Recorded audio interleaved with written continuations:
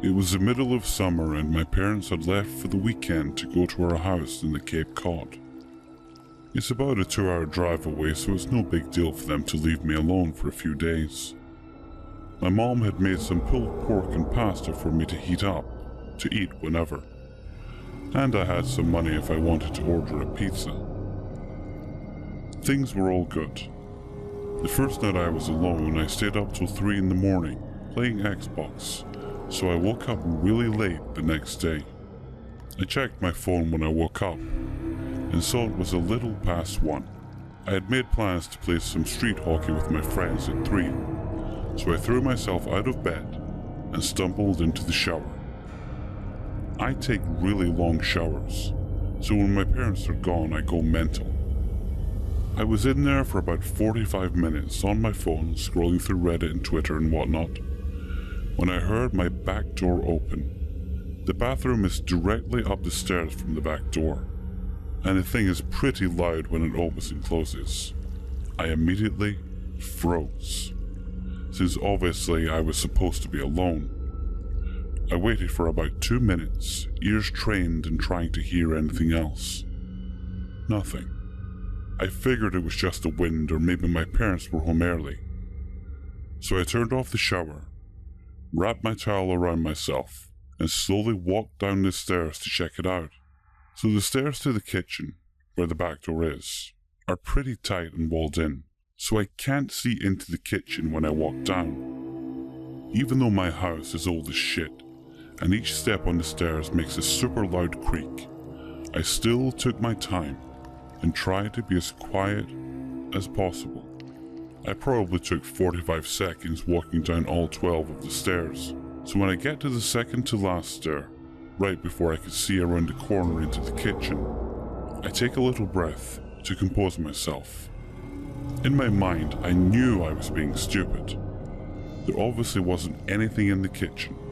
There's no way I wouldn't have heard another noise, and there's no reason for them to still be in the kitchen, even if there were burglars or something in the house.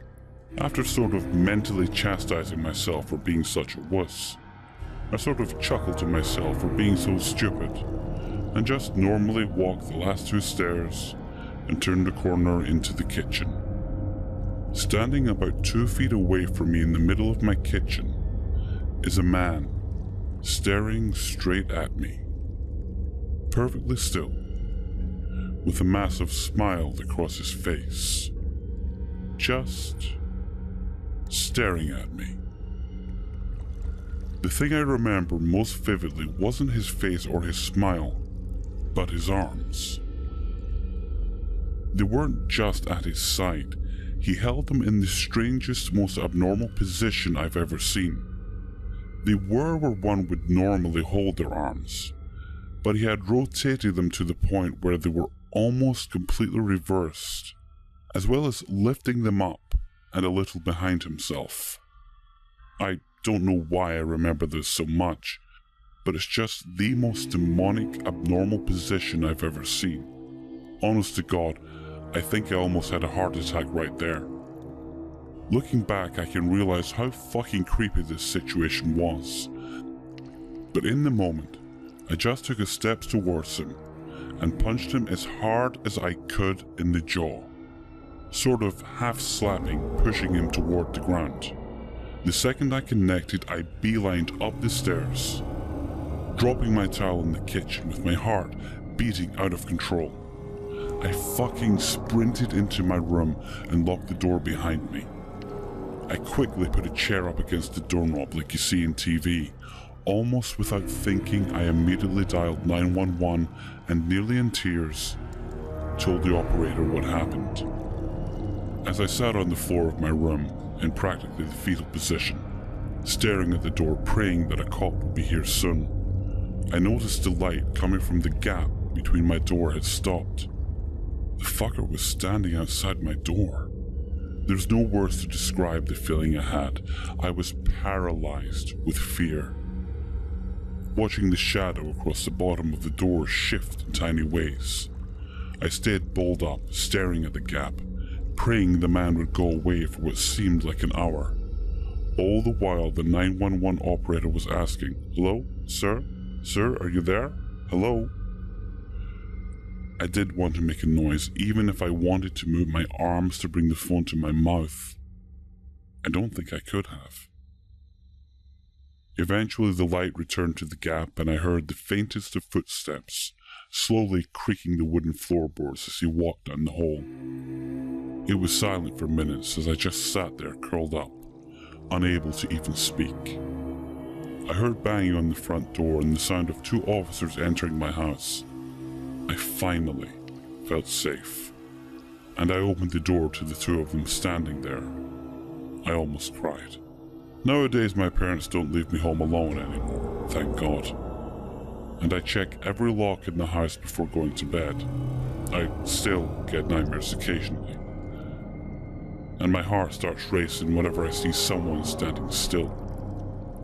But I'm doing alright.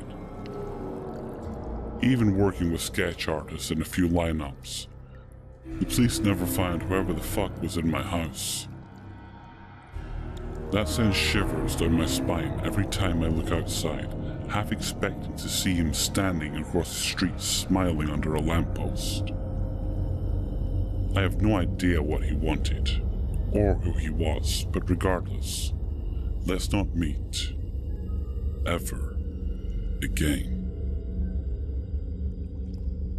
I often spent my childhood alone, aside from the company of my beloved pets, a handful of cats and a pair of dogs. My parents worked in the city, and the commute was one thing, but their detours to the gym or a friend's house consumed most of their time, and left me to my own devices until easily 6 o'clock in the evening. I grew accustomed to being the caretaker, tending to the animals and then cleaning up the house until they came home. I wasn't allowed to have friends over very often, being that my parents were, and still are, very private people. That or unsupervised kids were a liability for them. Either way, I had to manage a fairly large house by myself, and sometimes my brother, for a handful of hours after school. One would think I would be unnerved, but I had adopted to the responsibilities from a young age, 12 plus, and grew comfortable alone. With that in mind, this incident I'm about to describe happened a few years ago, 3 to 4 years. My timeline is a bit fuzzy.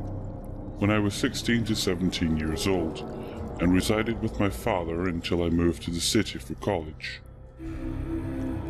While we changed houses very often, after my parents' divorce, my father's routine remained the same. Work until 5 o'clock, 30 to 40 minutes commute, an hour or so at the gym, and return home for the remainder of the evening between 6 to 7 o'clock at night.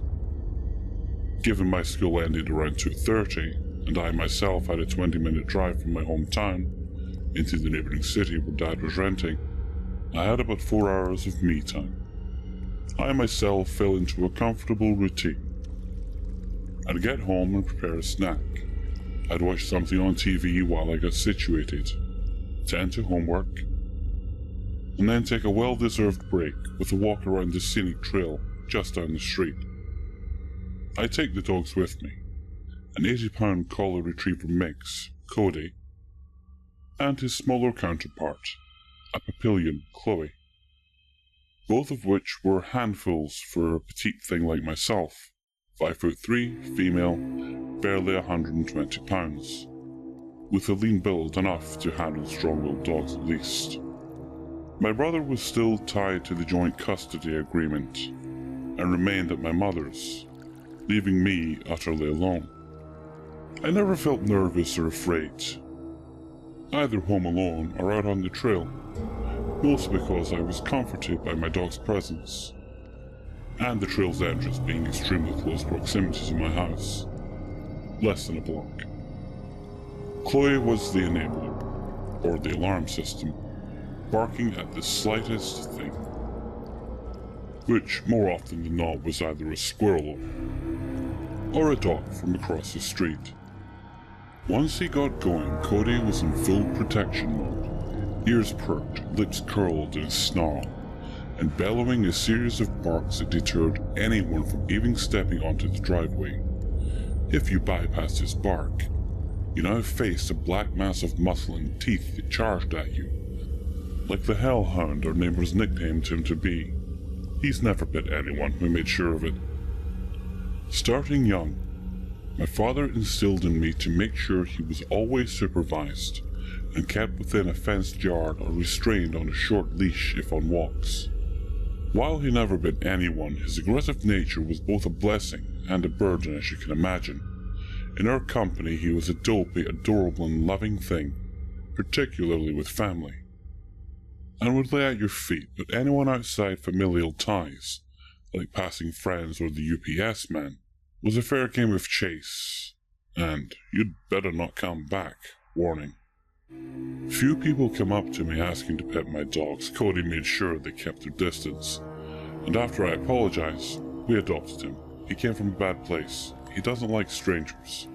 He's a very territorial dog, part of his breed. We went on our way. That's why I immediately grew suspicious of this one individual who was persistent on approaching me one day. Chloe, the stranger danger dog, began to yip and howl and hide behind me, while Cody charged forward, acting like a shield. The stranger, a white male mid to late 30s, dressed well enough to look like he was a native of the middle to upper class neighborhood, had come down the hill and slowed down as we were about to intersect. I stayed close to the end, leaning towards a tree, to give him room to maneuver around my dogs. But he suddenly stopped and tried to initiate a conversation. Usually we nod in acknowledgement like passing bikers, or a brief hello. But it was out of the norm to initiate a conversation with strangers. We were private, time-sensitive busybodies. I was already irate. The dogs were tangling around my feet and I had to deal with Cody all but yanking my wrist. I didn't want to endure the bruises I knew would form if Cody continued to act up. As politely as I could, I told the man I was in a rush and wished him a good day. However, he insisted on continuing the one-sided conversation. Hello, how are you? What's your name? How old are you? Where's your father? You look like you're struggling there. Is he, Cody, friendly? The little one is cute. You are too. Where do you live? Nearby? Would you like me to walk you home? I rein in Cody with much difficulty, but eventual success, and grit my teeth. I'm fine. No, my dog is not nice. I have to ask you to keep your distance. We're fine, thank you. His eyes shift from me to Cody, assessing the situation while I try to pull Cody away, eager to make our escape. He makes a bold step forward and Cody goes berserk. I am pulled forward by the sheer strength of Cody, but manage to keep on my feet while Chloe is barking incessantly, agitating Cody further. This man jumps back, startled by Cody as he rears on his hind legs, nearly choking himself on his collar as he tries to bite into this man. I'm panicking at this point, more so over the threat of a lawsuit and Cody being put down than possible abduction, a thought that occurs to me much later. The man leaves. However, he continues to look over his shoulder to watch me as I head urgently in the opposite direction. I turn around the bend and lose sight of him. My adrenaline is pumping, and I'm recovering from the slight heart attack after dealing with the short-lived disaster. I'm more embarrassed than scared. I'm shaking, and my dogs are obviously disgruntled. Chloe resumes to be her nosy self and sniffs everything she can while Cody is on edge, guarding both of us while I try to find a way to leave the trail and towards home. I'm now anxious and observe my surroundings cautiously. That's when I see him again, walking behind us a few yards away. He had turned around just to follow us, diverting from his original direction. I stop, make eye contact, and pull Cody closer to me. The man sees this, eyes both Cody and I, while Chloe notices the abrupt stop. At that moment, I turn suspicious and think the worst. No longer was it just an overly friendly animal lover like I originally assumed, but an uncomfortable presence, possibly malicious. I want to walk up the incline ahead of us, leading into the neighborhood, and walk the extra mile just to escape him. But that means having to turn my back on him and risk an assault from behind. Cody ducks his head low, eyes glaring at him. And I know even if he did get close, Cody would be the first to make contact. And that scared me more than anything. I did not want either of us in the position to get hurt, and I did not know what this man was capable of. For now, Cody kept him at bay, and that's what convinced me to turn forward and jog, more like sprint, up the hill. Both dogs kept pace, being more athletic than I was, despite only quitting sports a year prior. I'm out of breath by the time we reach the half-mile hike up the steep incline, and instinctively look back to see the man isn't far behind. My heart is beating against my chest and my body runs cold. The best solution was to outrun this man and hope to make a turn at the end of the street before he sees us make it, and use that time to make another detour to shortcut home in the endless labyrinth we called our neighborhood. "Run," I command, pulling both of their leashes. I sprinted. The dogs, happy to drag by, we cast a distance, and I instruct them with a tug to turn left into the street. Our figures now obstructed by a row of condensed houses. We cross the street towards another intersection. By then, I was well within a block of my house, and we make our destination in record time, leaving the man behind before he could see where we went. I'm struggling with the keys, shaking, thinking if he turned left like we did, he will cross our street inevitably. I finally open the door and rush them inside, closing both screen and heavy door behind me with a satisfactory click as I twist the lock into position. I make rounds around the house, checking the windows, closing blinds and curtains, locking both garage and basement door, since it was a split-level house with the basement more so a lower level than an actual basement. I jumped every time the dogs barked, fearing the man had followed or he would be drawn to the ruckus. I head upstairs and peeked through my dad's window that peered over the yard, and did my best to be subtle. I called my dad to tell him what had happened. I was instructed to keep the house locked and remain out of sight. Cody won't let anyone inside. That's his job. I'll be home soon. Soon meant 2 hours later as he pulled up into the driveway, signaled by the garage door opening and his headlight burning through the windows of the living room. Cody waited at the kitchen door, opening into the garage, sitting patiently as he wagged his tail excitedly. Chloe hopped about like a rabbit and howling like a banshee. I was no longer scared now my father was home. An intimidating black man of 6 feet, broad shoulders, and as fit as he was a decade ago when he played varsity football.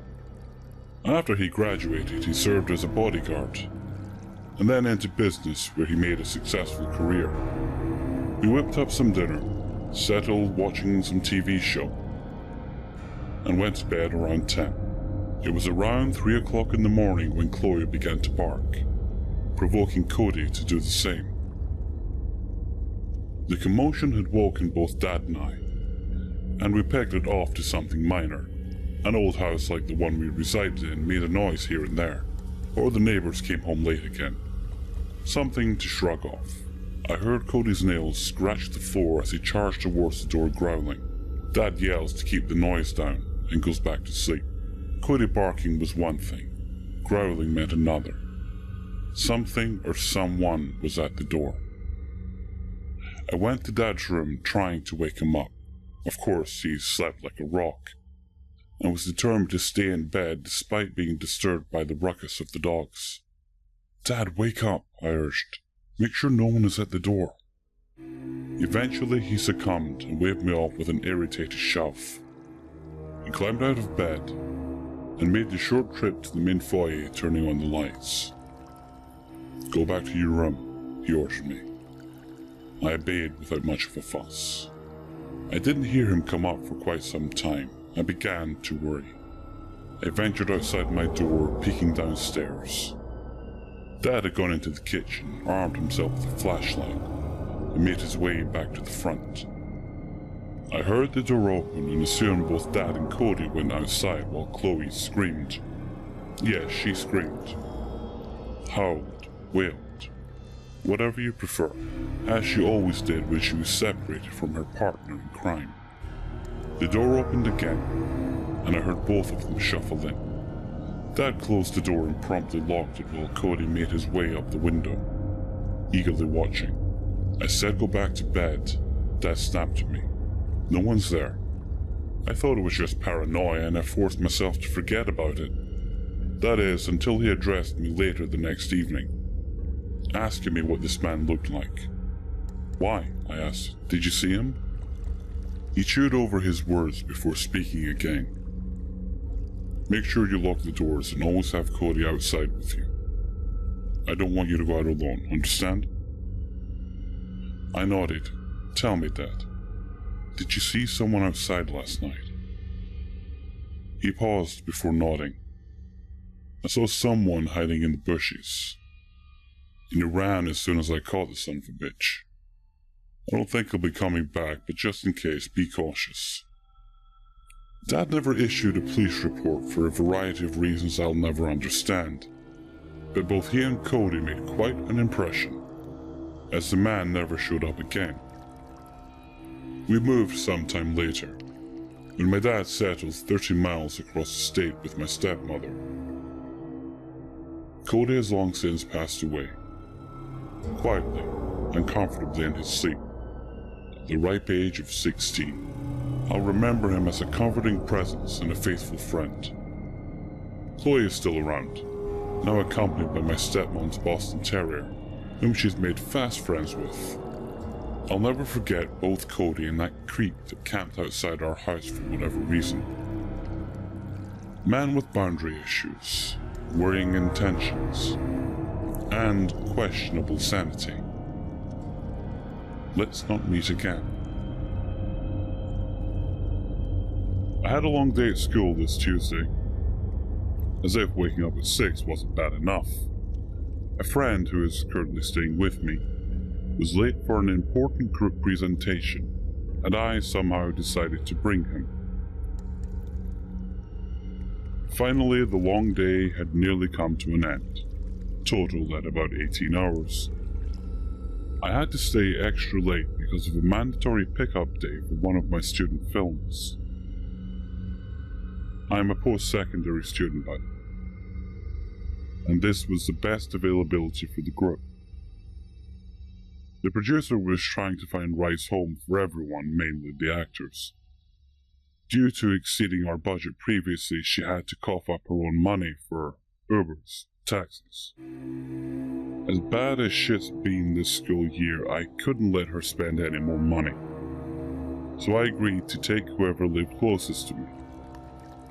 Seems like I'd only need to bring one person with me, and that was Jason, our lead actor. Funny enough, closest to me in this situation meant a couple of cities away. I usually get free parking at specified areas around school, and seeing as to how the spot I chose last week helped me avoid a shooting in the area, I figured, why not park here again?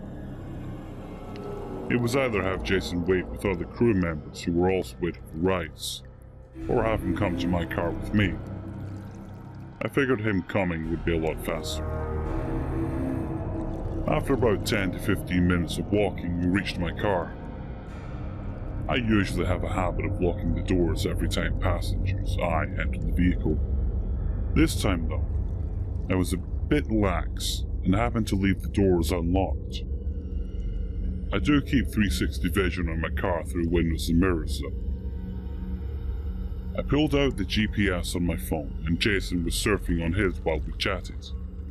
At this time, a man of about 6 feet tall or so happened to appear around 16 feet away from the car. He was standing in a shaded area, so I didn't notice him in the already dark exterior at the beginning. When he stepped into the light, I noticed he happened to be walking towards my vehicle. There were other vehicles around, so I assumed he might be walking towards his own car, or maybe even the bushes to smoke or something. There was a lot of forestry behind where I parked. He eventually reached 10 feet away from my car, and my eternal paranoia kicked in. I instantly locked all the doors on the car